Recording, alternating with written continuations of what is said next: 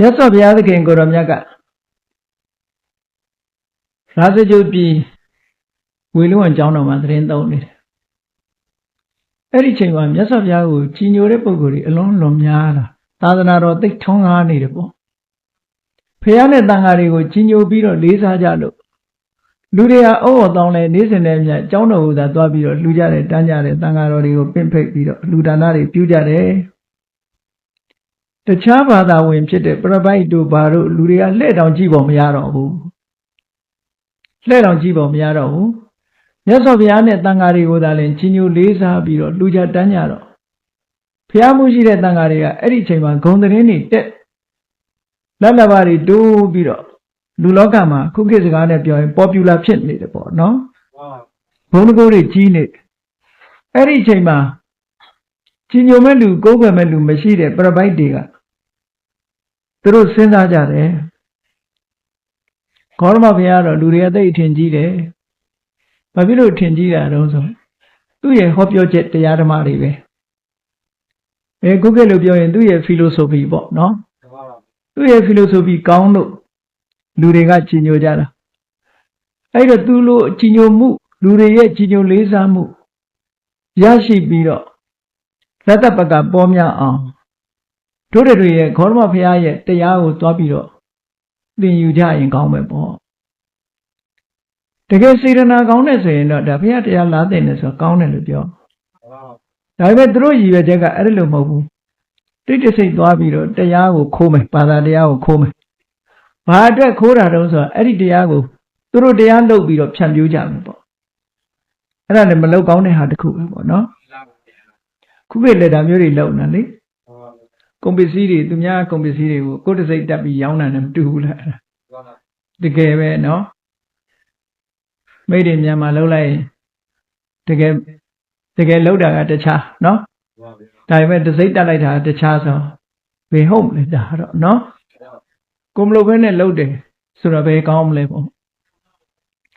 A Dunya Pisigo, go busy low beetle, to say capito, young and at what to. I don't have provided a Eric a cookie to relate to say good sheet ome. Now let's see that, Mama. Say good. Pisigo Namejila is a Eri busy you be go to say Kachana, Miaji, no? Eri provided a let see way below. Through them a council left it, Yan let it again about it to the master provide. I don't know why be down so jade. Korma Pia Tadana, Wema. When be a 2 year tiara, you thought be a tema. Then look, Tala Lucian. To see I don't why be a tenyame. Then be a Eddie Diago. Provided yet the Archie to say the capito, young yamabo, however, Chanju Jamabo. Through Simanga Arabe. Paya diara, you thought be a Jubilo, through to say capito, draw up Chanyan. Eranet, I don't know to some jalido. Council loaded to the ma. Provide ya. Tu Alangani to Lodo.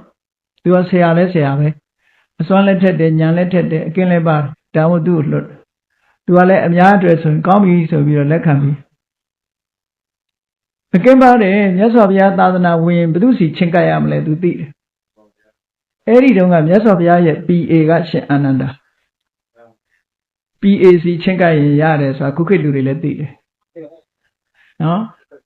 Eri Kika do let her send that up, eh? Erosina send that 2,500 years got do this send up on the dignity send up on to do about M2. Okay, she ananasi doino a gonobi nine. So we share ananasi doaviro. The Viro Tadana Chinyolo.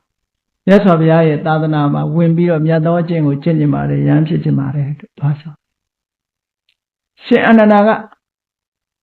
Called all like three be like the Bob Yasovian. Shanana, Yasovia, low Jesu, Piao, Chemi to a 3 green sheet of ball. Sanabo goes to Piati Yabu Catali. Aaron and Shanana Fiasi called Avi, Shemiara do the ma, Diloe. Yasovia, Tadana, when Yabiro, Tadana, one and Shian Luchin and Yadojin Chin and Lupioni Vade, Suro. Yasovia. Yes, of Yara, Madilo Modi, the Gomba Janella, as of Yadivida. Divida, eh, to a Joshima, Yellow, yes, of Yaga, will be like Bar. မသိလို့ခိုင်းတာမဟုတ်သိပြီးတော့ခိုင်းတယ်ဘုရားလာလိုက်ကြတယ်သိနေပြီနော်ကဲဝတ်ပေးလိုက်ပါဆိုမြတ်စွာဘုရားစီကသူခွင့်ရတော့ယဟန်ဖြစ်သွားယဟန်ဖြစ်သွားတဲ့အခါကျတော့တရားဓမ္မတွေသင်စာပေကျမ်းကနေသင်ပြီးတဲ့အခါမှာဒီသာသနာဂေါတမဘုရားလက်ထက်မှာအဆင့်အမြင့်ဆုံးပုဂ္ဂိုလ်ပါလေအဆင့်အမြင့်ဆုံးကဘာလဲဆိုယဟန္တာဆိုသူသိတယ်အဲ့အဆင့်အမြင့်ဆုံးကယဟန္တာပဲသူအဲ့လိုသတ်မှတ်ထားတာသိနေပြီပြီးတော့ဒီနေ့ကျတော့မြတ်စွာဘုရားစီမှာဒေသအသီးသီးကနေပြီးတော့တောရိပ်တောင်ဆောင်ကမ္မထမ်းကျောင်းတွေမှာတရားအထုတ်ပြီးတော့ဘုရားစီကကမ္မထမ်းယူသွားကြတယ်ယူသွားပြီးတော့တောရိပ်တောင်ဆောင်ကမ္မထမ်းကျောင်းတွေမှာရွရွချွန်ချွန်ကိုကျင့်တရားတွေတရားဓမ္မတွေကျင့်ကြံကြုတ်ကိုအထုတ်လို့အောင်မြင်ပေါက်ရောက်လာတဲ့ပုဂ္ဂိုလ်တွေကအုပ်စုလိုက်ဘုရားစီရောက်လာကြတယ်ဘာအတွက်ရောက်လာကြတော့ဆိုတော့သူတို့ရတဲ့တရားဓုကိုဘုရားကိုလျှောက်ကြတာဝမ်းမြောက်ဝမ်းသာပေါ့မြတ်စွာဘုရားကမ္မထမ်းပေးလိုက်တော့ရှင်ဘုရားပေးလိုက်တဲ့အတိုင်းတပည့်တော်တို့ကြိုးစားတာဗျာအောင်မြင်ပေါက်ရောက်တယ်ဆိုတော့သူပြောခြင်းညာလျှောက်ခြင်းညာအဲ့ဒါကိုစာပေကအင်ညာဗျာကရဏလို့ခေါ်တယ်အင်ညာဆိုတာအရတ္တဖို့အောက်ကသိခဲ့တဲ့မဲ့ညာရဲ့အတိုင်းအတာတိုင်းသိတဲ့ဉာဏ်ကိုအရတ္တဖို့ကိုအင်ညာလို့ခေါ်တယ်နော်အင်ညာဆိုတာအာဆိုတာအတိုင်းအတာအတိုင်းညာဆိုတာသိတယ်အရတ္တဖို့ကိုအင်ညာဆိုတဲ့စကားလုံးနဲ့ခေါ်တယ်ဗျာကရဏဆိုတာထုတ်ဖို့ပြောတာကိုယန္တာဖြစ်လာပြီဆိုတာကိုဘုရားကိုတော့ရှောက်ချင်ကြတယ်သူတို့ဒီနေ့ပုဂ္ဂိုလ်တော့ပြောချင်မှပြောမှာပေါ့ရှုပ်ဝဲထားတယ်ဘုရားဆိုတော့ဆရာသမားလေးစားအပ်တဲ့ပုဂ္ဂိုလ်ဆိုပြီးတော့ဝမ်းသာလုံးအကြည့်လို့သူတို့လာလျှောက်ကြတယ်အဲ့ဒီမှာယဟန္တာ900ဘုရားစီရောက်လာပြီးတော့ဒီကိုယ်တော်တွေအုပ်လိုက်ကြီးဘုရားစီဝင်သွားတယ်ဆိုတော့သူဒီမှာမရောက်မလဲလိုက်သွားပြီသူနားထောင်ဘာလုပ်ကြလဲဘုရားစီရောက်တဲ့အခါကျတော့ယဟန်တွေကဘာလျှောက်ကြတော့ဆိုခိနာဇာတိတပည့်တော်တို့ဇာတိဆိုတော့ကုန်ပြီဘုရားနောက်ထပ်ဘဝဆိုတော့မရှိတော့တပည့်တော်တို့သိပြီတပည့်တော်တို့ဇာတိကုန်သွားတာသိလိုက်တယ်ဝိတိတံပြမစရိယံဘုရားပေးလိုက်တဲ့အကျင့်နဲ့တပည့်တော်တို့ပြည့်ပြည့်စုံကျင့်ပြီးသွားပြီကတံကရဏီယံလှုပ်ရှားတွေအားလုံးတပည့်တော်တို့လှုပ်ပြီးသွားပြီဘုရားနာပရံဣဒ္ဓထာယဒါအတွက်တပည့်တော်တို့နောက်ထပ်လှုပ်ရှားဘာမှမရှိတော့ဘူးဒါအညာဗျာကရဏသူတို့ကိစ္စပြီးခဲ့ပြီဆိုတာကိုရှောက်ကြတယ်အဲ့တော့သူဒီမှာကြားလိုက်တယ်ခိနာဇာတိဒီစကားကိုကြားသူတို့မှနောက်ထပ်ပရိသေနေဖို့ရမရှိဘူးကုန်ပြီဆိုတာကြားတော့အဲ့ဒီယဟန်နေဆင်းလာတဲ့အခါကျတော့နောက်ကနေလိုက်သွားပြီးတော့နေစမ်းမအောင်နဲ့အရှင်ဘုရားတို့ကတို့မှနောက်ဘဝမရှိတော့ဘူးမွေးစရာမရှိတော့ပရိသေနေခြင်းကုန်ပြီတို့ကျင့်စရာတွေအလုံးပြည့်ပြည့်စုံအောင်ကျင့်ပြီးပြီလှုပ်စရာတွေအလုံးလှုပ်ပြီးပြီနောက်ထပ်လှုပ်စရာမကြံတော့ဘူးလို့သိတယ်လို့ဘုရားကိုရှောက်လောက်အောင်နေစမ်းမအောင်ကိုတော်တို့ကတကူပြထိုင်လို့လားသူကမေးပုံကနော်ကိုတော်တို့အဲ့ဒါလို့ရှောက်ဘုရားကိုရှောက်နိုင်လောက်ကိုတော်တို့မှတကူပြထိုင်ဘာတကူတွေတုံးဆိုရင်ပျောက်ကွယ်နေရကဘွားကနေပေါ်လာတာရုတ်တရက်ဘွားကနေပေါ်လာတာရုတ်တရက်ရုပ်ကနေပျောက်သွားတာတို့တောင်ကြီးတွေရဲ့တစ်ဖက်တတိုင်းကြီးတွေရဲ့တစ်ဖက်ကိုအရှင်ဘုရားတို့ကအညှိအတွေ့မရှိတောင်ကိုဖောက်ပြီးတော့သွားနိုင်တယ်တတိုင်းကြီးကိုဖောက်သွားနိုင်တယ်အဲ့ဒါလိုသွားနိုင်မလားရေပြင်ကြီးပေါ်ရောဒီတိုင်းလမ်းရေပြင်ပေါ်လမ်းလျှောက်တယ်လို့ရေပြင်ကြီးပေါ်ရောလမ်းလျှောက်သွားနိုင်သလားကောင်းကင်ပေါ်မှာငှက်တွေပြန်တယ်လို့အရှင်ဘုရားတို့ပြန်နိုင်သလားဒီလိုအလင်းရောင်နဲ့တောက်ပနေတဲ့တကိုးကြီးလာတဲ့လတွေနေတွေရောအရှင်ဘုရားတို့ကြိုင်နိုင်သလားဒါအဋ္ဌိဝိဒအဘိညာဉ်လို့ခေါ်တယ်သမထကျင့်စဉ်ကျင့်ထားလို့သုဒ္ဓဇံရပြီးတော့ဒီအဘိညာဉ်ရတဲ့ပုဂ္ဂိုလ်ဒါတွေအကုန်လုံးနိုင်ပြီသွားမြေရှိုးမိုးပြန်ခုချက်ချင်းဘွားကနေကိုရှိကရှိရနေပြုတ်ခနဲ့ပျောက်သွားတာနော်ပြုတ်ခနဲ့ပျောက်ရကနေဘွားကနေပေါ်လာတာအာဝိဘာဝံဝါတိရောဘာဝံဝါဆိုပြုတ်ခနဲ့ပေါ်လာတယ်ပြုတ်ခနဲ့ပျောက်သွားတယ်နာယံတစ်ဖက်တတိုင်းတစ်ဖက်ဆိုတာနာယံကိုဖောက်ပြီးတော့သွားနိုင်တယ်တတိုင်းကိုဖောက်ပြီးတော့သွားနိုင်တယ်ငှက်လိုကောင်းရင်ပြန်ပြီးတော့သွားနိုင်တယ်ရေပြင်ပေါ်မှာမြေပြင်ပေါ်လမ်းလျှောက်တယ်လို့ရေပြင်ပေါ်မှာလည်းလမ်းလျှောက်သွားနိုင်တယ်တကိုးကြည့်တဲ့လတွေနေတွေကိုလှမ်းပြီးတော့ကင်နိုင်တယ်လက်နဲ့ခြေနဲ့လှမ်းပြီးတော့ကင်နိုင်တယ် အရှင်ဘုရားတို့မှာအဲ့ဒါရှိသလားအဲ့ဒီစွမ်းရည်တတ္တိရှိလားဆိုကိုရန်တွေကရှိဘူးတဲ့တို့ဒါမျိုးမလုပ်နိုင်ဘူးနော်သူကယဟနာဆိုရင်ဒါလုံနိုင်ရမယ်ပေါ့သူ့ရဲ့ထင်မြင်ချက်ကယဟနာဆိုရင်ဒီလိုစွမ်းတတ္တိတွေရှိအရှင်ဘုရားအဲ့ဒါတွေလုံနိုင်လားလို့ဆိုတို့မလုံနိုင်ဘူးတဲ့ဒါဖြင့်အရှင်ဘုရားတို့ကဘာဖြစ်လို့ခိဏဇာတိလို့သိရတာဟာတို့ကပညာဝိမု ക്ത အသိဉာဏ်တက်တဲ့ကိလေသာလွတ်တဲ့ပုဂ္ဂိုလ်တွေဒီလိုတကိုးမရှိဘူးပေါ့နော်အသိဉာဏ်တက်တဲ့တို့ကကိလေသာကလွတ်အောင်လုပ်လာတဲ့ပုဂ္ဂိုလ်တွေတို့ကပညာဝိမု ക്ത တွေပဲတဲ့သူကဆက်မိတယ်နေပါဦးနဲ့အရှင်ဘုရားတို့ဒီလိုပြောနိုင်လောက်အမတန်ဝေးတဲ့အတန်အမတန်သေးတဲ့အတန်ဝေးလံတဲ့နေရာကအတန်လေးတွေကိုရှင်ဘုရားတို့နားထောင်နိုင်စွမ်းရှိရလားဒိဗ္ဗသောတာဆိုတာရှိမရှိဘူးတဲ့တို့ပဂတိအတန်ပဲတို့ကြားလို့ရမယ်အဲ့ဒါလိုဟာမျိုးတို့မကြားနိုင်နေပါအောင်နဲ့အရှင်ဘုရားတို့အဲ့ဒါလိုမကြားနိုင်လို့ရှိရင်လည်းတဲ့သူတော်ရဲ့စိတ်ကိုသိနာဒီလူရဲ့စိတ်ကဖြင့်လောဘနဲ့တွဲနေတယ်ရာဂနဲ့တွဲနေတယ်ဟိုလူရဲ့စိတ်ကတော့လောဘမပါဘူးနောက်တခြားလူရဲ့စိတ်ကဒေါသနဲ့တွဲနေတယ်တခြားလူရဲ့စိတ်ကဒေါသနဲ့မတွဲဘူးဆိုပြီးတော့စိတ်တ ानु ပဒနာမှာပါတဲ့စိတ်36မျိုးနဲ့အဲ့ဒီသူတစ်ပါးရဲ့စိတ်ကိုအရှင်ဘုရားတို့ကစိတ်ချင်းသိနိုင်အောင်စွန့်ရည်တတ်တည်ရှိတယ်လားဒါလည်းတော့မရှိဘူးတဲ့မသိဘူးတဲ့တို့သူများစိတ်ကိုဒါဖြင့်အရှင်ဘုရားတို့အတိတ်ဘဝတွေကိုပြန်ပြီးတော့အောင်းမိနိုင်သလားပုပ္ပေနိဝါဒနုတ္တိပဲခေါဏစေတောပရိယအဘိညာဉ်ရှိသလားလို့မေးတာဒီလိုဆိုရင်အရှင်ဘုရားတို့အတိတ်ဘဝတွေကိုပြန်ပြောင်းပြီးတော့အကုန်မှတ်မိသလားလို့မှတ်မိဘူးတို့ဒီဘဝတောင်မေ့ကုန်ဟုတ်အတိတ်ဘဝသိဖို့ဆိုနေသားနော်အဲ့တော့အတိတ်ဘဝလည်းတို့မသိဘူးတဲ့ပုပ္ပေနိဝါဒနုတ္တိဘိညာဉ်လည်းမရဒါဖြင့်နေသားမအောင်နဲ့အရှင်ဘုရားတို့ဟာသေးငယ်တဲ့အရာလေးသို့မဟုတ်ခြားကွယ်နေတဲ့အရာလေးဝေးလံတဲ့အရာလေးရှင်ဘုရားတို့ဒိဗ္ဗစက္ခုနဲ့အမြင်နဲ့ကြည့်လို့ရလားမြင်နိုင်သလားဖုံးကွယ်ထားတဲ့အရာကိုရှင်ဘုရားတို့မြင်နိုင်စွမ်းရှိရလားဒါလည်းတို့မရှိဘူးနေသားမအောင်ဒီလိုမရှိဘဲနဲ့ရှင်ဘုရားတို့ကဘာဖြစ်လို့ရတ္တဖို့ကိုပြောကြရတာလဲတို့ကပညာဝိမု ക്ത ဒါပဲပြောတို့ကပညာဝိမု ക്ത အသိဉာဏ်တက်တဲ့နဲ့တို့ကကိလေသာကလွတ်ထားတာဒီလိုစွမ်းရည်တတ္တိတွေတို့မှမရှိဘူးနောက်ဟောပြောတယ်အရှင်ဘုရားတို့ဒီအဘိညာဉ်တွေကိုလွန်ပြီးတော့နောက်ဆုံးမှာအရူပဇံသမဘတ်တွေရောအရှင်ဘုရားတို့ဝင်စားနိုင်သလားသူကစားလို့သင်ထားတာတော်တော်များများဟာနော်တကိုးတွေနဲ့ပတ်သက်ပြီးအဘိညာဉ်တို့ဇံသမဘတ်တွေအကြောင်းကိုသူမေးတယ်မေးတော့ရဟန်းတွေကတို့ဓာတ်တွေဘာတစ်ခုမှမသိဘူးတဲ့တို့သိတာတို့ဟာပညာဝိမု ക്ത ပုဂ္ဂိုလ်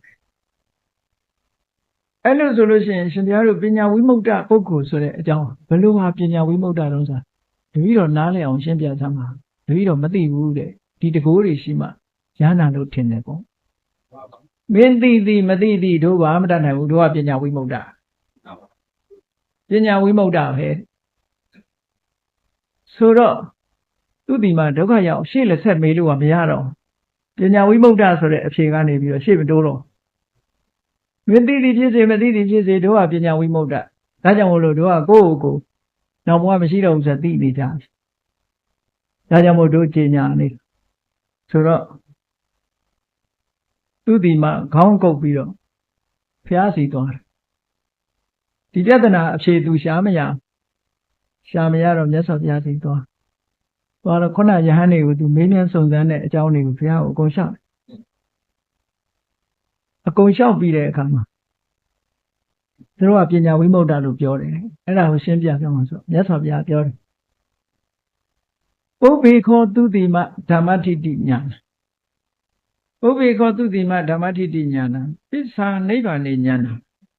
ဓမ္မထိတိဉာဏ်ဆိုတာအရင်လာတာကွာပြီးတော့မှနိဗ္ဗာန်ကိုသိတဲ့ဉာဏ်ကနောက်မှလာတာအရှင်ဘုရားအဲ့လိုအတူလေးအချင်းချုပ်လေးပြောပြီးတော့နားမလဲဘူးဒီမင်းလဲသည်ဖြစ်စေမလဲသည်ဖြစ်စေတဲ့ဓမ္မထိတိဉာဏ်ကအရင်နိဗ္ဗာန်ကိုသိတဲ့ဉာဏ်ကနောက်လို့မြတ်စွာဘုရားဒါပဲထပ်ပြောသူဒုက္ခရောက်နေနော်တရားလာခိုးတဲ့လူဒီနေရာမှာဖြေလို့မရဘူးဖြစ်အဲ့ဒီမှာဓမ္မထိတိဉာဏ်ဆိုတာဘာလဲဓမ္မထိတိဉာဏ်ကအရင်နိဗ္ဗာန်ကိုသိတဲ့ဉာဏ်ကနောက်လို့ဆိုတာဘာပြောတာတော့ဆိုဓမ္မထိတိဉာဏ်ဆိုတာဝိပဿနာဉာဏ်ကိုပြောတာ သဘာဝတရားတွေရဲ့အစစ်အမှန်ကိုသိရှိတဲ့ဝိပဿနာဉာဏ်အစစ်အမြင့်ဆုံးကြတော့သင်္ခါရုပ္ပခဉာဏ်ဝိပဿနာဉာဏ်ထဲမှာအစစ်အမြင့်ဆုံးကသင်္ခါရုပ္ပခဉာဏ်ပဲအဲ့ဒီသင်္ခါရုပ္ပခဉာဏ်ကိုဝဋ္ဌာဏဂါမိနိဝိပဿနာလို့ခေါ်တယ်စစ်မြင့်လာဝဋ္ဌာဏဂါမိနိဆိုဒီကနေထွက်ပြီးတော့မက်ကိုကူးသွားတဲ့ဉာဏ်ကိုပြောတာပေါင်းကူးထားတဲ့ဉာဏ်အဲ့ဒါကိုဒီနေရာမှာဓမ္မထိဋ္ဌိဉာဏ်လို့ခေါ်တယ်ဓမ္မထိဋ္ဌိဉာဏ်ဆိုတာသဘာဝတရားတွေရဲ့တည်ရှိမှုကိုပိုင်ပိုင်နိုင်နိုင်သိတဲ့ဉာဏ်လို့ဆိုလို့တချို့နေရာဓမ္မထိဋ္ဌိဉာဏ်ဆိုတာအကြောင်းတရားကိုသိတဲ့ဉာဏ်ကိုဓမ္မထိဋ္ဌိဉာဏ်လို့ခေါ်တာရှိသေးတယ်သူတိမသုတ်တန်နဲ့မတူဘူးသူတိမသုတ်တန်မှာပါတဲ့ဓမ္မထိဋ္ဌိဉာဏ်ဆိုတာသင်္ခါရုပ္ပခဉာဏ်ကိုပြောတာအဲ့တော့မဲ့ရဖို့ရအတွက်သင်္ခါရုပ္ပခဉာဏ်ရှေ့ကလာတယ်သင်္ခါရုပ္ပခဉာဏ်ရဲ့အာယုန်ဒီသင်္ခါရအာယုန်နိဗ္ဗာန်ကိုအာယုန်မပြုတ်နိုင်သေးဘူးသင်္ခါရုပ္ပခဉာဏ်ကမှတဆင့်ကူးလိုက်တော့ဈာထဲမှာအနုလောမဉာဏ်လေးခန်းနေသေးတယ်အဲ့ဒီအနုလောမဉာဏ်ရဲ့နောက်ဆုံးဂုတ္တရပူကြတော့မှနိဗ္ဗာန်ကိုလှမ်းမြင်ပြီးတော့ဘိုးဘက်ကိုကူးလိုက်တော့မဲ့ဉာဏ်ပေါ်လာတာအဲ့ဒီမဲ့ဉာဏ်ကျမှနိဗ္ဗာန်ကိုမြင်တာဒါကြောင့်မို့လို့မြတ်စွာဘုရားကပုဗ္ဗေခောသူတိမဓမ္မထိဋ္ဌိဉာဏသစ္စာနိဗ္ဗာန်ဉာဏတဲ့ဓမ္မထိဋ္ဌိဉာဏ်ကအရင်လာတယ်သူတိမပြီးတော့မှနိဗ္ဗာန်ကိုသိတဲ့ဉာဏ်အနောက်မှလာတာဆိုလိုတာကတော့ဝိပဿနာကနေမဲ့ကူရတယ်ဆိုတာကိုအတူတူပြောပြတာမြတ်စွာဘုရားဝိပဿနာဉာဏ်ဒါပညာဝိမု ക്ത ယဟန္တာဆိုတာဒီလိုသွားတာလို့ပြောတာဘုရားကတရားတွေရဲ့သဘောကိုအရင်သိအောင်လုပ်ရမယ်ပြီးရင်နိဗ္ဗာန်ကိုမြင်လိုက်တယ်နိဗ္ဗာန်ကိုမြင်လိုက်တာနဲ့တပြိုင်နက်ခိနာသာတိခုနကယဟန္တာဆိုတာကိုပြောလို့ရတယ်အဲ့ဒါလို့မရှိတဲ့ခါကျတော့အရှင်ဘုရားတဲ့ဒီလိုအချင်းချင်းပြောတာတပည့်တော်နားမလည်ဘူးဗျာမင်းနားလည်သည်ဖြစ်စေနားမလည်သည်ဖြစ်စေတဲ့ဓမ္မထိဋ္ဌိဉာဏ်ကအရင်လာတယ်နိဗ္ဗာန်ကနောက်မှလာတာတဲ့ဟောနိဗ္ဗာန်ကိုသိတဲ့ဉာဏ်ကနောက်လို့ဘုရားဒါပဲထပ်ပြောပြီးတဲ့အခါမှာသူ့ကိုဝိပဿနာဉာဏ်ကိုမြတ်စွာဘုရားရှင်းပြသူ့ကိုမေးခွန်းတွေထုတ်တယ်သူလည်းသင်ထားတာစာပေသူကသင်ထားပြီးသားအစစ်မြင့်တဲ့တရားကိုဂေါတမမြတ်စွာဘုရားရဲ့သာသနာမှာအစစ်မြင့်ဆုံးဘာလဲဆိုတော့သူသင်ထားမနေ့ကနတ္တလက္ခဏာသုတ်ဟောတဲ့ထဲမှာမေးတဲ့မေးခွန်းတွေပဲမြတ်စွာဘုရားပြန်မေးတယ်သူတိမကိုတန်ကိမိနတိသူတိမရူပံနေဆံဝအနိစ္စံဒါဝိပဿနာဉာဏ်ဓမ္မထိဋ္ဌိဉာဏ်ဖြစ်ပုံကိုမြတ်စွာဘုရားသူကအကျဉ်းလေးနားမလည်ဘူးဆိုတော့ဓမ္မထိဋ္ဌိဉာဏ်ဖြစ်ပုံကိုရှင်းပြနော်ရုပ်တို့ဝေဒနာတို့သင်ညာတို့သင်္ခါရဝိညာဉ်တို့သူသင်ထားလို့သိပြီးသားပဲရုပ်အကြောင်းသူသိတယ်ဝေဒနာအကြောင်းသိတယ်သင်ညာအကြောင်းသိတယ်သင်္ခါရအကြောင်းသိတယ်ဝိညာဉ်အကြောင်းသိတယ်အဲ့ဒီမှာမြတ်စွာဘုရားကငါမင်းဘယ်လိုထင်တယ်လဲယူဆတဲ့အတိုင်းသာဖြေဆိုပြီးတော့ရူပံနေဆံဝအနိစ္စံဝဆိုတော့သူကအနိစ္စံပန္တိမမြဲပါဘူးဗျာဒီဖြေကသူကဝိပဿနာဉာဏ်ဘက်ကိုရောက်အောင်မြတ်စွာဘုရားဟောနေတာနော်မြဲတဲ့ရုပ်ရှိသလားလို့ဆိုမရှိဘူးမြဲတဲ့ရုပ်လို့မရှိဘူးယံပနာနိစ္စံတန်ဒုက္ခံဝဒုက္ခံဝအဲ့ဒီမမြဲတဲ့ရုပ်တရားဟာဒုက္ခလားဒုက္ခလားလို့ဆိုဒုက္ခပါဗျာဒါဝိပဿနာဉာဏ်နဲ့မြင်သွားတဲ့အမြင်လေးတွေနော်သူဝိပဿနာဉာဏ်ကိုဓမ္မတိဋ္ဌိဉာဏ်ဖြစ်ပုံကိုရှင်းပြနေတာအသေးစိတ်နားထောင်ပြီးတော့သူ့ကိုအလေးနဲ့ထားပြီးမေးပြီးတော့သူကလည်းလေးနဲ့ထားပြီးတော့ဖြေးနေတဲ့အချိန်လေးပဲဒါတော့အနိစ္စကိုမြင်သွားပြီအနိစ္စမြင်လို့ရှိရင်အဲ့ဒီမမြဲတဲ့ယုတ်တရားဟာဒုက္ခလားဒုက္ခလားလို့ဆိုဒုက္ခလို့ဖြေတယ်တဲ့သွားပြီဒါလဲနော်ယံပနာနိစ္စံဒုက္ခံဝိပရိနာမဓမ္မမြဲလည်းမမြဲဘူးဒုက္ခလည်းဖြစ်တယ်ပြောင်းလဲတတ်တဲ့သဘောရှိတဲ့တရားဟာအဲ့ဒီတရားမျိုးကိုတဲ့ဣတ္တမမဧသောဟမသမိဧသောမေအတ္တဒါငါဟာဒါငါပဲဒါငါရဲ့အတ္တပဲလို့ရှုဖို့သိမသိမင်းစဉ်းစားတာလို့ဆိုမသိမှာဘူးဖေ။ကံလန္နုတန်တမနုပတ္တိတုဧတံမမဧသောဟမသမိဧသောမေအတ္တရုပ်အကြောင်းနဲ့ပတ်သက်ပြီးတော့မြတ်စွာဘုရားဒီလိုအသေးစိတ်ရှင်းပြထို့တူပဲဝေဒနာလည်းဒီတိုင်းရှင်းပြဝေဒနာဟာနေဆလားအနိစ္စလားခံစားချက်ဟာအနေဆလားအနိစ္စလားသူအလေးနဲ့စဉ်းစားပြီးတော့ဖြေတယ်အနိစ္စပါဗျာဟုတ်တာပေါ့ကြည့်လေလူတွေမှာပျော်ကြည့်နေတာမှမဟုတ်ပဲနဲ့တခါတလေကျတော့ပျော်ရွှင်တဲ့ခံစားမှုလေးရှိတယ်တခါတလေကျတော့စိတ်ညစ်တဲ့ခံစားမှုရှိတယ် တကားတလေကျတော့ပျော်လဲပျော်တာလည်းမဟုတ်ဘူးစိတ်ညစ်တာလည်းမဟုတ်ဘူးဂျားလေးလည်းရှိသေးတယ်ဝေဒနာရဲ့သဘောတရားတွေဟာမတည်မြဲဘူးအဲ့ဒါလို့အကျမ်းပြင်းကနေစပြီးနောက်ဆုံးခုပြတဲ့သဘောတွေပါမြင်လာတယ်ဒါကြောင့်မို့လို့အနိစ္စဗန္တိမမြဲပါဘူးဖေဟာလို့ဖြေတယ်မမြဲဘူးဆိုလို့ရှိရင်ယံပနာနိစ္စံဒုက္ခံဝါတံဒုက္ခံဝါမမြဲတဲ့အနိစ္စဖြစ်တဲ့ဝေဒနာဟာဒုက္ခလို့ပြောမလားဒုက္ခလို့ပြောမလားဘာလို့လဲဆိုရင်ဒါမမြဲတဲ့အရာကအမြဲတမ်းအနှောက်အယှက်ပေးနေတာဆိုတော့ဘယ်မှာပဲအနှောက်အယှက်ခံနေရတဲ့အရာတစ်ခုဟာဘယ်မှာချမ်းသာတာဖြစ်မလဲဒါကြောင့်မို့ဒုက္ခဆိုတာဥဒယဘယပฏิပိလနာမမြဲဘူးဆိုတာဖြစ်ပြီးပြက်နေတာကြီးကလာပြီးတော့အနှောက်အယှက်တွေပေးနေလို့ဒုက္ခပါဖေဟာလို့ဒီလိုဖြေတာနော်ယပနာနိစ္စံဒုက္ခံဝိပရိနာမဓမ္မ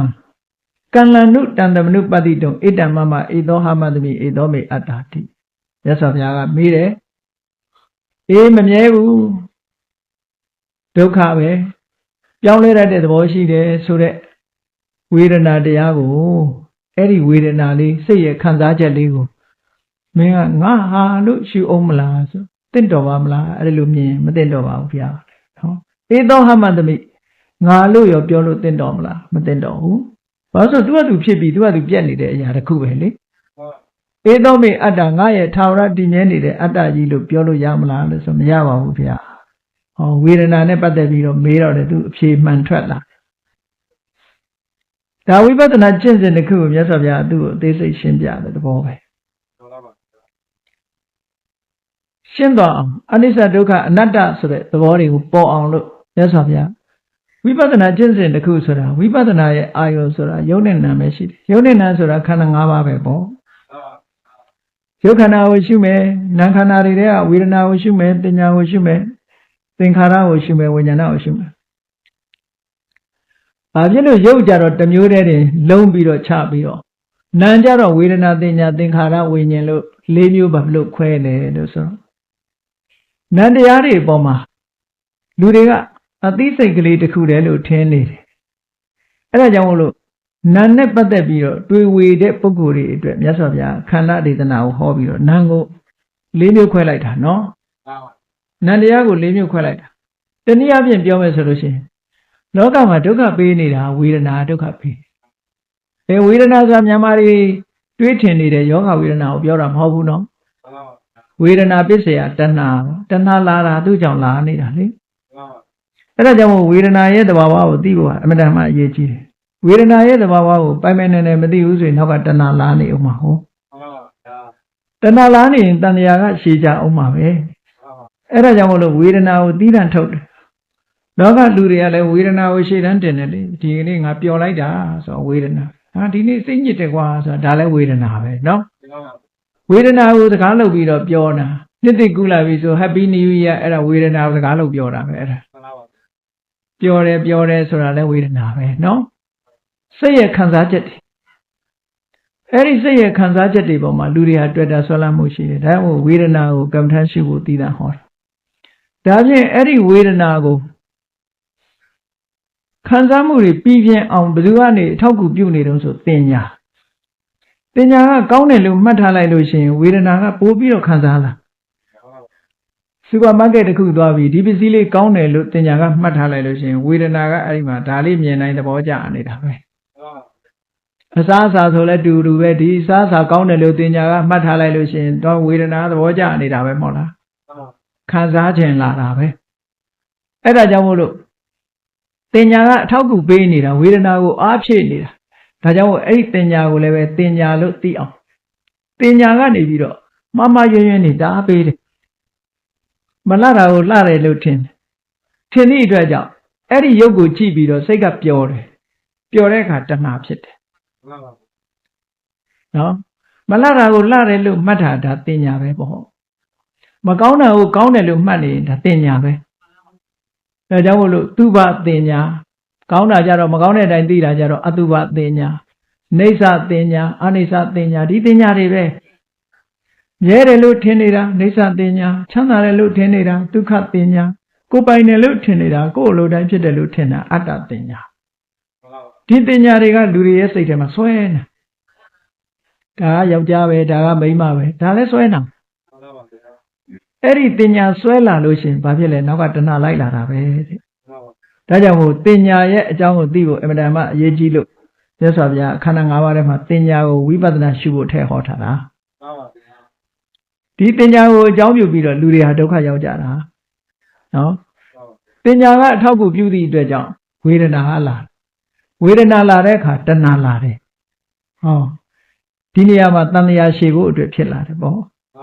ဒါကြောင့်မို့ဝေဒနာသဘောသိအောင်လဲလုပ်ရမယ်တင်ညာရဲ့သဘောကိုသိအောင်လုပ်ရမယ်လို့တင်ညာရဲ့သဘောတရားကကြည့်မသိဘူးဆိုလို့ရှိရင်တင်ညာဆိုတာ तू ကမှတ်ထားတဲ့အတိုင်းမသိတာမှတ်ထားတဲ့အတိုင်းသိသည့်အတွက်ကြောင့် तू သိတာမှန်တာလည်းရှိတယ်မှားတာလည်းရှိတယ်မှန်ပါဗျာဘာနဲ့ဥပမာတူတော့ဆိုလို့ရှိရင်ဒီစဘာခင်းထဲမှာစာတွေကစဘာလာပြီးတော့စားကြသည့်အတွက်ကြောင့်အဲ့ဒီကိုစာတွေကို6လန့်ဖို့ရအတွက်ကောက်ရိုးတုံးနဲ့လူရဲ့အဝတ်အစားဝတ်ပြီးတော့ခမောက်ကလေးဆောင်းပေးထားလိုက်ရင်လယ်သမားပုံစံဖန်တီးထားအဲ့ဒါမြင်တာနဲ့စာတွေကလန့်ပြီးတော့ပြန်သွားကြမလာရဘူးဘာဖြစ်လို့တင်ညာကသူတို့ကကြောက်ရမယ်ဟာဆိုတာသူတို့မြင်နေအဲ့ဒါလို့ကြောက်ပြီးတော့မြင်တာထို့တူပဲတောဆက်တွေမှာလှုပ်ထားတဲ့စဘာခင်းတွေဘာတွေမှာဘာလှုပ်ထားတော့ဆိုအဲ့ဒီလိုအယုတ်လှုပ်ထားတယ်သမင်တွေကလာပြီးတော့စားမယ်ဆိုရင်အဲ့ဒါမြင်လန့်ပြေးကြပြန်အဲ့ဒါတင်ညာကြောင့်မလို့ဖြစ်တာပေါ့ဒါကြောင့်မလို့တင်ညာဟာအင်မတန်မှအရေးပါတယ်ဒါကြောင့်မို့တင်ညာကိုမှန်မှန်ကန်ကန်သိအောင်ကမ္မထာထုတ်ရမယ်ကမ္မထာရဲ့အာယုံဖြစ်မြတ်စွာဘုရားအပေးဒါကြောင့်မို့သုတိမကိုမေးတယ်တင်ညာဟာနေဆာလားအနိစ္စလားအနိစ္စပါဗျာဖြေကဲအဲ့ဒါကောင်းပြီအနိစ္စဆိုရင်ဒုက္ခလားဒုက္ခလားလဲဆိုဒုက္ခပါဗျာအေးအနိစ္စလည်းဖြစ်တယ်ဒုက္ခလည်းဖြစ်တယ်ပြောင်းလဲနေတဲ့သဘောလည်းရှိတယ်ဆိုတဲ့အဲ့ဒီတင်ညာကိုငါဟာလို့ရှုရင်တင့်တော်ပါမလားငါလို့ရှုရင်တင့်တော်ပါမလားငါရဲ့အတ္တလို့ရှုရင်တင့်တော်ပါမလားဆိုတော့မတင့်တော်ပါဘူးဗျာဒါတကယ်ကိုသဘောကျအောင်မြတ်စွာဘုရားတစ်ခုချင်းတစ်ခုချင်းမေးပြီးတော့သူ့တရားဟောနေတာနော်နောက်ထို့တူပဲသင်္ခါ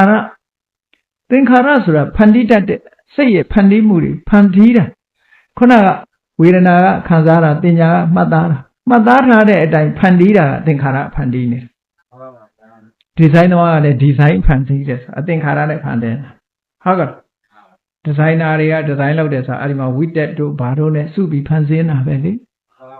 ဒါမို့သင်္ခါရဆိုတာသင်္ခတံအဘိသင်္ခရွန်တိတိသင်္ခါရလို့ဆိုရယ်စေတနာရဲ့နာမည်နဲ့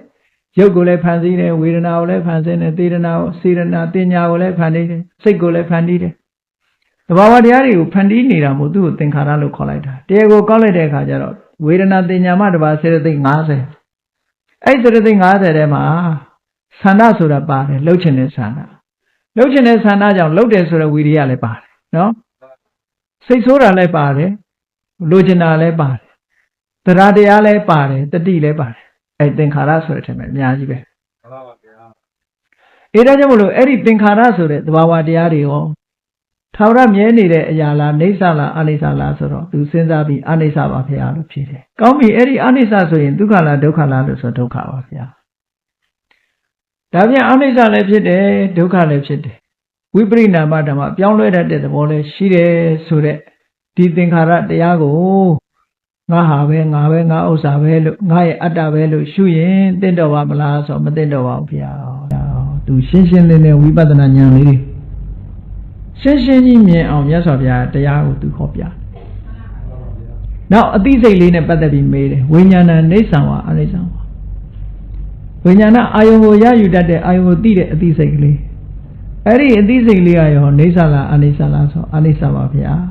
အဲ့ဒီအနိစ္စဒုက္ခလားဒုက္ခလားလို့ဆိုဒုက္ခပါဗျာအနိစ္စလည်းဖြစ်တယ်ဒုက္ခလည်းဖြစ်တယ်ပြောင်းလဲတဲ့သဘောလည်းရှိတယ်ဆိုတဲ့ဝိညာဉ်ကိုငါဟာငါပဲငါရဲ့အတ္တပဲလို့ဒီလိုရှုရင်စီလျော်ပါမလားဆိုမစီလျော်ပါဘူးဗျာအလေးနဲ့ဝိပဿနာဉာဏ်အမြင်နဲ့စဉ်းစားစားသူဖြေလိုက်တာဖြေပြီးတဲ့အခါကျတော့မြတ်စွာဘုရားသူ့ကိုဝိပဿနာဉာဏ်ရင့်တန်တော့ဆက်ပြီးတော့ဟောတယ်လက်တွေ့ဒီခန္ဓာ၅ပါးရဲ့သဘာဝတွေကိုလက်တွေ့မြတ်စွာဘုရားသူ့ကိုရှင်းအောင်မိကုံးနဲ့သင်တာဆိုတာကသူက အဲ့ဒါမှဟိုအသိဉာဏ်ရှင်းလင်းစေတယ်ပေါ့နော်အလွန်ရှင်းလင်းစေလို့သူကမေးပြီးတော့သင်တာပฏิပု္ပ္ပဝိနိတာလို့ခေါ်တယ်ဒါကြောင့်မို့လို့ကျောင်းဆရာတွေပါတယ်လဲကျောင်းသူကျောင်းသားတွေကိုသင်တဲ့အခါကျတော့မေးပြီးသင်တာလေမေးပြီးသင်တာလူရဲ့စိတ်ထဲမှာဆွဲသွားတယ်အဖြေမှန်လဲတွေ့တယ်ဒါကြောင့်မို့လို့မြတ်စွာဘုရားအမေးဖြေနဲ့သင်တာအမေးဖြေနဲ့သင်ပြီးတဲ့အခါကျတော့သူ့ရဲ့ဝိပဿနာဉာဏ်တွေကိုတိုးတက်လာအောင်လှုပ်ဆောင်ရမယ့်အလုပ်ကိုမြတ်စွာဘုရားက instruction ပေးတယ်ပေါ့ဆုံးမဩဝါဒပေးတယ်ဘာလုပ်ရမလဲခိုင်လိုင်းပေးတာဒီယုံနဲ့ပတ်သက်ပြီးအနိစ္စလို့ပြောတယ်ဒုက္ခလို့ပြောတယ်အနတ္တလို့ပြောတယ်ကောင်းပြီတတ္တမတိဟသူတိမဒါကြောင့်မို့လို့တဲ့သူတိမကြီးဟောဒီယုတ်တရားဟာဘယ်ယုတ်တရားပဲဖြစ်ဖြစ်နော်အတိတ်ကယုတ်တရားပဲဖြစ်ဖြစ်အနာဂတ်လာလက်တယုတ်တရားပဲဖြစ်ဖြစ်အခုပိဿုပန်ယုတ်တရားပဲဖြစ်ဖြစ်အစ္ဆဒတဏ္ဍာမှာရှိတဲ့ယုတ်တရားပဲဖြစ်ဖြစ်ဗဟိတတဏ္ဍာမှာရှိတဲ့ယုတ်တရားပဲဖြစ်ဖြစ်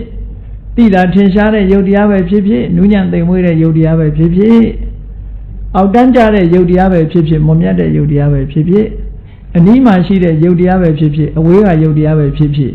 ယုတ်တရားဟာယုတ်တရားပဲအဲ့ဒီယုတ်တရားမှန်သမျှအလုံးကိုမင်းရှုမြင်နိုင်ရမယ်နေတံမမယုတ်မှန်သမျှခုနကပြောခဲ့တယ်အနိစ္စဖြစ်တယ်ဒုက္ခဖြစ်တယ်နော်အနိစ္စဒုက္ခဖြစ်နေလို့ငါဟာလို့မသတ်မှတ်တယ်မို့နေတံမမငါဟာမဟုတ်ဘူးနေသောဟမတမိငါလို့ပြောเสียလည်းမရှိဘူးနမေသောအတ္တငါအလိုကြဖြစ်တဲ့အတ္တလို့လည်းပြောเสียမရှိဘူးအဲ့ဒါလို့နေတံမမငါဟာလည်းမဟုတ်ဘူးငါလည်းမဟုတ်ဘူးငါရဲ့အတ္တလည်းမဟုတ်ဘူးလို့မှန်ကန်တဲ့အသိပညာဖြင့်မင်းရှုမြင်အောင်ကြိုးစားပါသမ္မပညာယဓဋ္ဌဗံဆိုတာဒီလိုမြင်အောင်ကြိုးစားတာဝိပဿနာကျင့်စဉ်တစ်ခုကျင့်ခိုင်းနေတာဟုတ်ကဲ့ဒါကိုမြင်အောင်ကြည့်လို့ပြောတာဓဋ္ဌဗဆိုတာမြင်အောင်ကြည့်ဒီတိုင်းမြင်အောင်ကြည့်ထို့တူပဲဝေဒနာနဲ့ပတ်သက်လာလို့ရှိရင်လေခေါင်းကပြောတဲ့အနိစ္စဖြစ်တယ်ဒုက္ခဖြစ်တယ်ပြောင်းလဲတဲ့သဘောရှိတယ်ဒါကြောင့်မို့ငါဟာငါရဲ့အတ္တလို့မရှုတဲ့ဝေဒနာကိုလည်းပဲအတိတ်ကဝေဒနာပဲဖြစ်ဖြစ်ပစ္စုပန်ဝေဒနာပဲဖြစ်ဖြစ်နောက်အနာဂတ်ဖြစ်လာမဲ့ဝေဒနာပဲဖြစ်ဖြစ်အစ္ဆဒတဏ္ဍာမှာပဲဖြစ်ဖြစ်ဗေဒတဏ္ဍာမှာပဲဖြစ်ဖြစ်ကြံတန်တိတာထင်ရှားတဲ့ဝေဒနာပဲဖြစ်ဖြစ်မတိတာတဲ့ဝေဒနာပဲဖြစ်ဝေဒနာဆိုဘယ်ဝေဒနာပဲဖြစ်ဖြစ်ပေါ့အဲ့ဒီဝေဒနာတွေကိုငါဟာမဟုတ်ဘူးငါလည်းမဟုတ်ဘူးငါရဲ့အတ္တလည်းမဟုတ်ဘူးလို့မှန်ကန်တဲ့အသိဉာဏ်ဖြင့်မြင်အောင်ကြိုးစားပါဝိပဿနာရှုခိုင်းနေတာနော်ဝိပဿနာရှုရမှာယုတ်ဝေဒနာသင်ညာသင်္ခါရဝိညာဉ်ကလည်းလို့ဘာမှမရှိဘူးယုံနာဓမ္မသင်္ခါရပဲရှုရတာနော်ဒီထဲမှာဘာရှုဒီယုံနာဓမ္မသင်္ခါရပဲဆိုတော့ထွက်လေဝင်လေလေးကိုရှုနေတယ်ဆိုလို့ရှိရင်ထွက်လေဝင်လေကဝါယောဓာတ်ပဲယုတ်ပဲရှုတာပဲထွက်လေဝင်လေကိုသိတဲ့စိတ်ကလေးကိုရှုလို့ရှိရင်လေဒါဝိညာဉ်ကိုရှုတာပဲထွက်လေဝင်လေလေးရှုရင်းကနေပြီးတော့ကောင်းတယ်ရှုလို့ကောင်းလိုက်တာဆိုခံစားမှုလေးကိုသိဒါဝေဒနာကိုရှုတာပဲလေထဲဝလေဝင်လေလို့ဒီလိုမှတ်နေတဲ့အမှတ်စိတ်ကလေးတင်ညာလေးကိုရှုလို့ရှိရင်ဒါတင်ညာကိုရှုတာပဲထွက်လေဝင်လေလေးကိုသဘောကျနေတယ်ဆိုရင်ဒါသင်္ခါရကိုရှုတာပဲဒီထက်ကတစ်ခုကိုရှုတာပဲအဲ့တော့ဘယ်ဟာကိုပဲရှုနော်နေတံမမငါဟာမဟုတ်ဘူးဆိုတဲ့အမြင်များဒါကဘာကိုဖယ်ရှားတာတုံးဆိုတဏှာကိုဖယ်ရှားတာလောကလူတွေကငါဟာနဲ့သိမ့်ပိုက်လာတဲ့အကျင့်တွေကများတာကိုအဲ့ဒီအစွဲကအမတန်မှပြင်းထန်တယ်အလုံးကငါဟာပဲလှုပ်ချင်တာပဲလေငါဟာပဲလှုပ်ချင်တယ်ပြီးတော့ငါလို့ပြောချင်တယ်ငါမှမရှိရင်ငါဟာဆိုတာပဲရှိပါမလို့ငါရဲ့အလိုကြဖြစ်တယ်ဆိုတာလည်းဘာရှိမလဲတဘာဝတရားကသူကသူဖြစ်တာပဲဆိုတာကိုမှန်ကန်မြင်အောင်ကြည့်ပါလို့ဒါပြောတာထို့တူပဲသင်ညာကိုလည်းဒီတိုင်းရှုအတိတ်နာကဖြစ်စေပစ္စုပန်မှာဖြစ်စေသင်္ခါရကိုလည်းဒီတိုင်းပဲရှုဝိညာဉ်ကိုလည်းဒီတိုင်းပဲရှုလို့ခန္ဓာ၅ပါးကိုယထာဘူတံသမ္မပညာယဓဋ္ဌဗံမှန်ကန်သိဖို့ရအတွက်မှန်ကန်သောပညာဖြင့်ဒီတိုင်းကိုရှုပါလို့ဆိုဝိပဿနာဉာဏ်ကျင့်နည်းကားကိုမြတ်စွာဘုရားဟောလိုက်တာဒီဝိပဿနာကိုဟောလိုက်တဲ့အခါကျတော့မြတ်စွာဘုရားကပြောတယ်ကဲသူဒီမှာမင်းကပြောလိုက်လို့ယုတ်ဝေဒနာသင်ညာသင်္ခါရဝိညာဉ်တွေဟာ မမြဲဘူးဆိုတာမင်းသိသွားပြီဒုက္ခဆိုတာလည်းသိသွားပြီအနတ္တဆိုတာလည်းသိသွားပြီငါမဟုတ်ဘူးဆိုတာလည်းသိတယ်ငါမဟုတ်ဘူးဆိုတာလည်းမြင်သွားပြီနော်ငါမဟုတ်ဘူးဆိုတာလည်းသိသွားပြီငါမဟုတ်ဘူးဆိုတာလည်းသိသွားပြီအဲ့လိုသိရမြင်တဲ့အခါမှာမင်းစဉ်းစားကြည့်တဲ့မင်းဒီမှာတကိုးတွေနဲ့ကောင်းကင်ပြန်နိုင်ရလားတဲ့အခုမင်းသိသွားပြီမဟုတ်လားတဲ့သိသွားပြီကဲသိသွားတယ်ဆိုရင်ဒီလိုသိတယ်လို့မင်းဝန်ခံလိုက်တဲ့အချိန်မှာမင်းဟာခုနကဣတိဝိဒအဘိညာဉ်နဲ့မြေရှိုးမိုးပြန်တကိုးဆန်နေနဲ့လှုပ်လို့ရတာမရဘူးတဲ့သိတာပဲသိတော့သိတယ်ကောင်းကင်ပြန်တာတို့ဘာလို့မလုပ်နိုင်ဘူးအေးသိတဲ့အတိုင်းပဲမင်းဝေးလံတဲ့အတန်နေမင်းနားထောင်နိုင်လားဆိုမထောင်နိုင်ဘူးဒိဗ္ဗသောတာလည်းမရှိဘူးဒါဖြင့်သူတစ်ပါးစိတ်တွေရောမင်းသိလားမသိဘူးအဲ့ဒါလေဒါဖြင့်အတိတ်ဘဝရောမင်းသိလားမသိဘူးအဲ့လိုမသိရင်ဩဒိဗ္ဗစက္ခုနဲ့ရောတတ္တဝါတွေရဲ့အခြေအနေကိုကြည့်နိုင်လားမကြည့်နိုင်ဘူးဟောဒီလိုမင်းမသိဘဲနဲ့အခုခုနကတော့သဘောပေါက်တယ်လို့ပြောပြီးအခုကျဒီတကိုးတွေမရှိဘဲနဲ့မင်းသိတယ်လို့ပြောတာဟာဘယ်လိုလဲဆိုလိုက်တော့မှသူဒီမှာသဘောပေါက်သွားပြီပညာဝိမု ക്ത ဆိုတာသဘောပေါက်သွားတယ်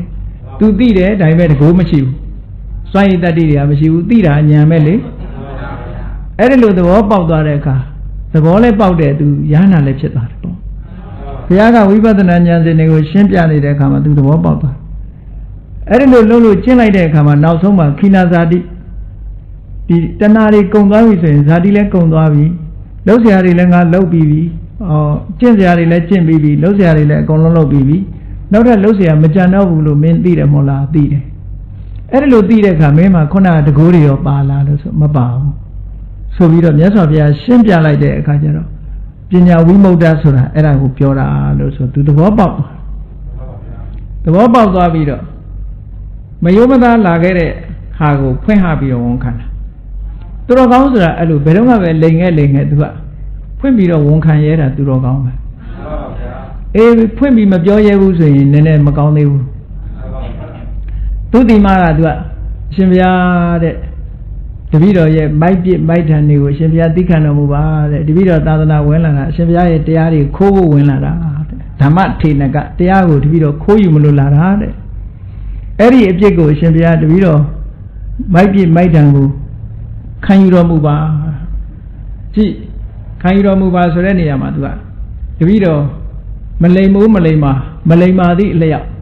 တပည့်တော်ဒီပြစ်မှုတစ်ခုကိုကျွလွန်မိပါတယ်ဒါကြောင့်မလို့နောင်အခါဆောင်စည်းဖို့အတွက်တပည့်တော်ကျွလွန်တဲ့အပြစ်ကိုအရှင်ဘုရားတန်ဝန်ချပါတယ်အရှင်ဘုရားအတိမပြုပါလို့ဒီလိုပြောတာနော်ဝန်ချတောင်းပန်တာထာဝရဘုရားရှိဒူးတောက်ပြီးတော့အဖဘုရားသခင်ခွင့်လွှတ်တော်မူပါမဟုတ်ဘူးနော်အဲ့ဒီခွင့်တောင်းတာနဲ့ဒါနဲ့တခြားစီမတူဘူးအခုကနောင်မလုပ်တော့ပါဘူးနောင်မလုပ်ဖို့ရာအတွက်အရှင်ဘုရားတပည့်တော်တောင်းပန်ချက်ကိုခွင့်လို့သိခံပေးပါလို့ဒီလိုလုပ်တာသူကနော်ပြစ်မှုကြီးလွန်တာဟာသူကကျွလွန်တာသူသိသွားတယ်သူအပြစ်သူသိတယ်အပြစ်ကိုဝန်ခံတာလို့ခေါ်တယ်အပြစ်ကိုဝန်ခံပြီးနောင်ဆောင်စည်းပါမယ်လို့ပြောတာအေးအဲ့ဒါလို့မဟုတ်တခြားဘာသာတွေကြတော့ထာဝရဘုရားရှိအဖဘုရားသခင်ခွင့်လွှတ်တော်မူပါဆိုဘုရားအကုန်ခွင့်လွှတ်လိုက်လွယ်ပဲနော်နောင်လည်းလှုပ်ချင်လို့အောင်ပါပဲလေဒီတခါအကျုံတို့သာဒူးထောက်လိုက်တာဟောဒီကကျတော့အာယတိန်တံဝရတဲ့နောက်ဆိုရင်စောင့်စည်းပါမယ်မကျွလွန်မိစေရပါဘူးဒီလိုဟုတ်အဲ့ဒါအပြစ်ကိုအပြစ်လို့လက်ခံပေးပါပေါ့အတိမပြုတ်လိုက်တာပဲဟုတ်တယ်မင်းလှုပ်တာအပြစ်ပဲဆိုတော့မြတ်စွာဘုရားပြောတော့အေးငါဥပမာတစ်ခုပြောပြမယ်တဲ့ရာဇဝတ်ပြစ်မှုတစ်ခုကိုကျွလွန်တဲ့ပုဂ္ဂိုလ်တယောက်ကို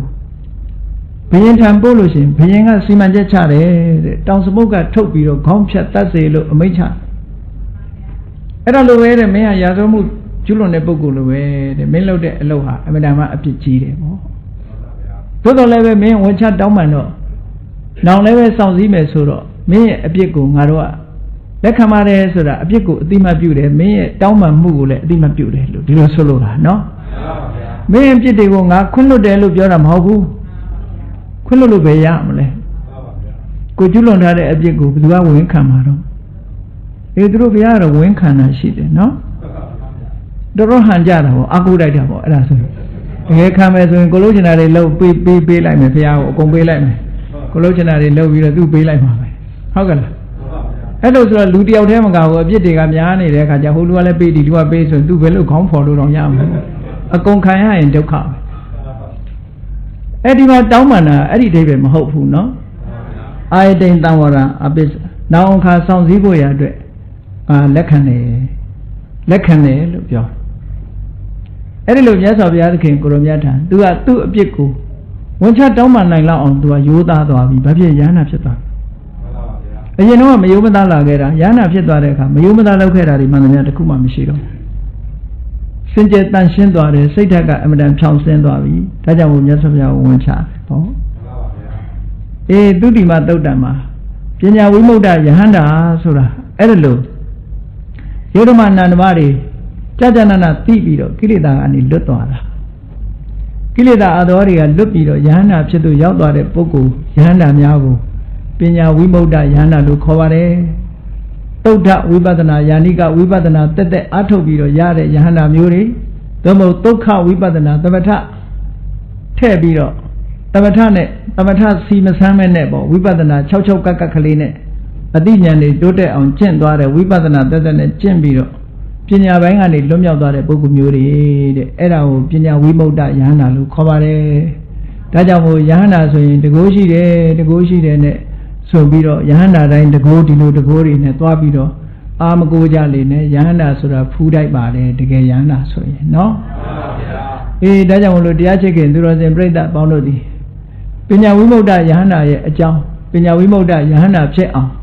ဝိပဿနာကျင့်စဉ်တစ်ခုမြတ်စွာဘုရားဟောကြားထားတဲ့အတိုင်းယောဓမနန္ဒမခန္ဓာ၅ပါးနဲ့ပတ်သက်ပြီးအနိစ္စဒုက္ခအနတ္တဆိုတဲ့သဘာဝလက္ခဏာတွေတာမညလက္ခဏာတွေသိမြင်ပြီးတော့သင်္ခါရတရားတွေပေါ်မှာညီငွေခြင်းညီငွေသည့်အလျောက်သင်္ခါရတရားတွေပေါ်မှာတွေ့တာမှု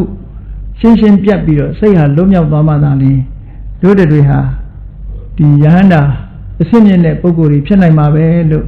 ကိုယ်စီသဘောကျပြီးတော့ကျင့်ကြံကြိုးကုပ်အားထုတ်နိုင်ကြပါစေကုန်သတည်း